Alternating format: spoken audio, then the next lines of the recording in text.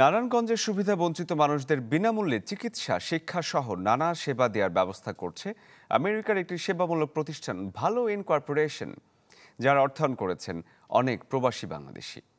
তাদের সহায়তায় নারায়ণগঞ্জের নিতাইগঞ্জের ডালপট্টি এলাকায় নির্মাণ করা হয়েছে আধুনিক 5 তলা ভবন। সেখানে দরিদ্র ও সুবিধা বঞ্চিতদের জন্য বিনামূল্যে চিকিৎসা সেবা এবং শিক্ষা কার্যক্রমের ব্যবস্থা করা হবে।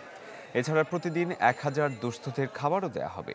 এই উদ্যোগকে স্বাগত জানিয়েছেন সংসদ সদস্য Shamim Osman, Bangladesh cricket board media কমিটির চেয়ারম্যান তানভীর আহমেদ টিটু এবং জাতীয় সংসদের হুইপ মাশরাফি বিন মুর্তজা।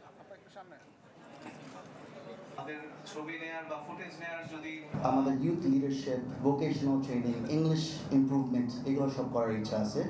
এই ফ্লোরের থেকে হয়তো আমরা এটা খোলাম আছে দেখে এই জায়গা থেকে আমরা এই ট্রেনিংগুলো করার ইচ্ছা আছে। মানুষকে ভালো বলা এবং ভালো কাজ করা খুব কঠিন কাজ, কিন্তু আমরা চেষ্টা করি সবাইকে ভালো বলতে এবং ভালো কাজ করতে উৎসাহিত করতে।